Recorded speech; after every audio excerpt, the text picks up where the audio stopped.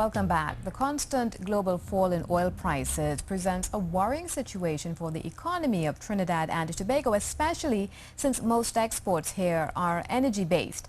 That's the view of the CEO of the Energy Chamber, who spoke today to Roger Dwarika at the Energy Chamber in Point Lisa.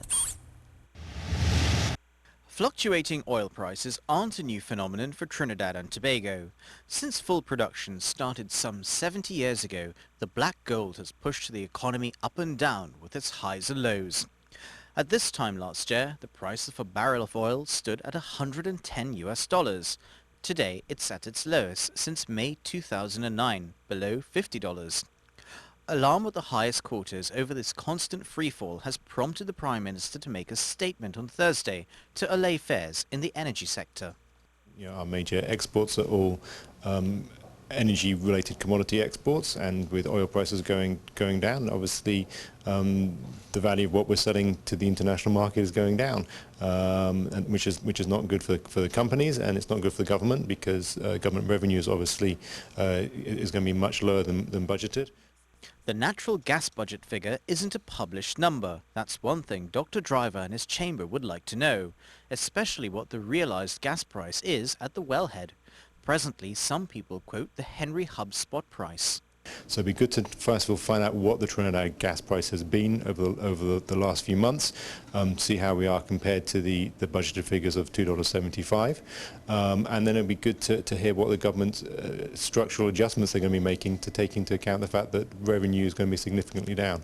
As of Monday, Brent crude stood at $51 and West Texas Intermediate, or US oil, which the Trinidad price is based, is at $48.54. The global market jitters began when Saudi Arabia cut prices to Europe and raised them for its Asian customers.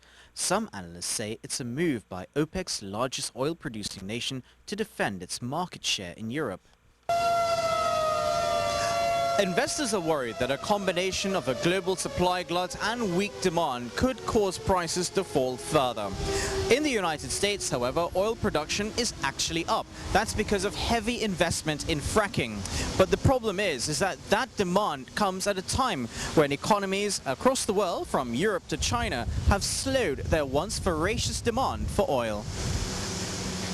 The US shale revolution has been enormously important. It's seen the US rise to become the world's largest producer of oil, and it'll certainly affect the relationship Europe has with countries like Russia, which rely on high oil prices to fund their government spending.